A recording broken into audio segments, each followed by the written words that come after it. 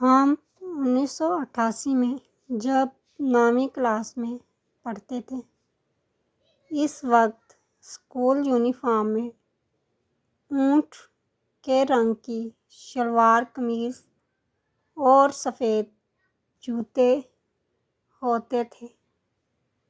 Master صاحب uniform کے معاملے میں بہت سختی سے پیش آتے تھے، اس لیے تمام طلبہ یونیفارم پہن کر آتے تھے سوائے 2-1 کے جو غریب تھے۔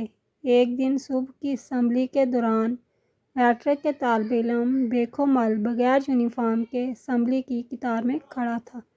جیسے ہی ہیڈ ماسٹر کی نظر پڑی اس پر، بہت ہی غصے میں بیکھو مل کو کالر سے پکڑ کر باہر لے کر آیا۔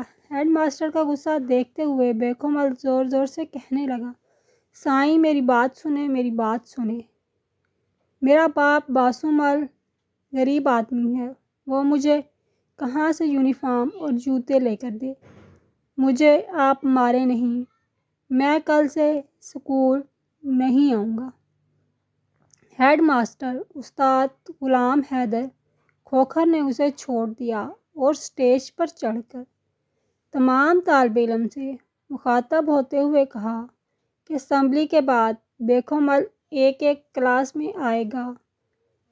آج آپ کو جو خرچی ملی ہے وہ آپ بیکھو مل کو دے دینا تاکہ وہ یونیفارم خرید سکے۔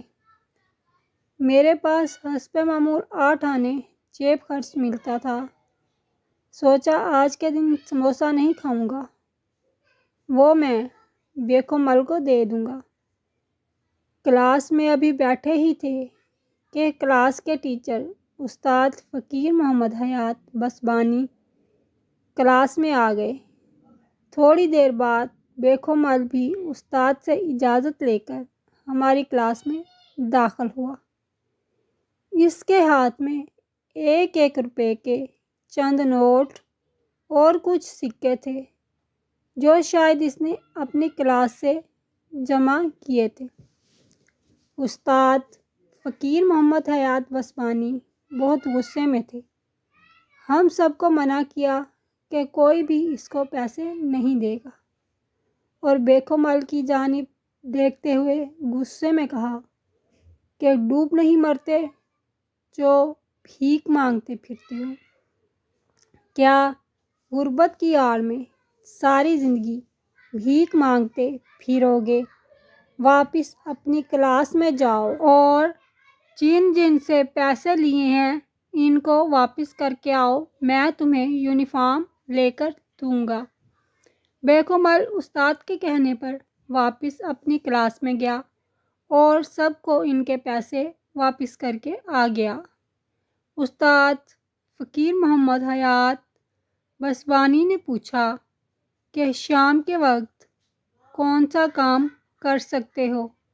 بیکھو مل نے جواب دیا کہ میرا باپ موچی ہے، میں بوٹ پالش کرنا اور جوتوں کی مرمت کا کام کر سکتا ہوں، مگر میرے پاس سامان خریدنے کے لیے پیسے نہیں ہیں۔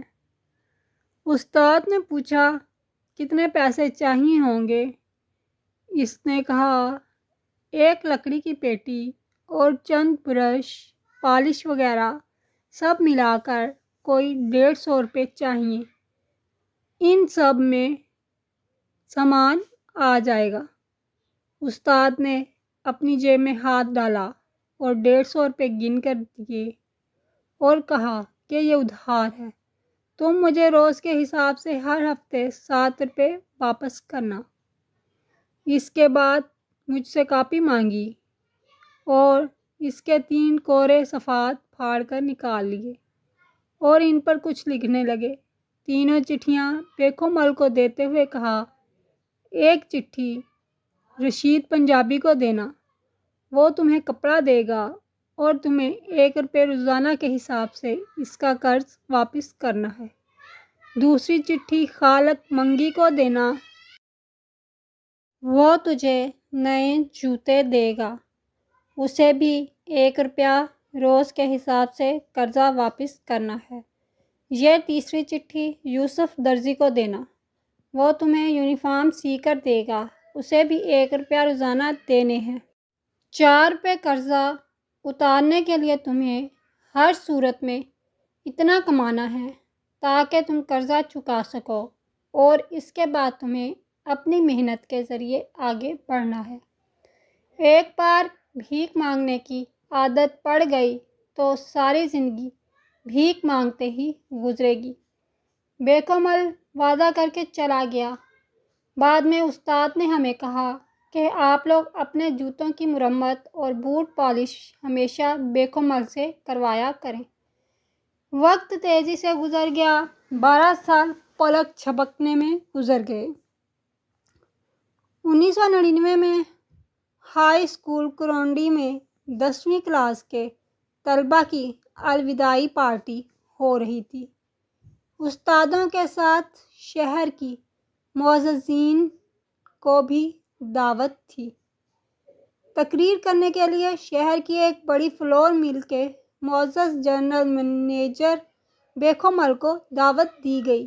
کاٹن کے سوٹ میں ملبوس، ماتھے پر ریبین کا چشمہ لگائے اپنی تقریر میں اسی اسکول میں پیش آئے۔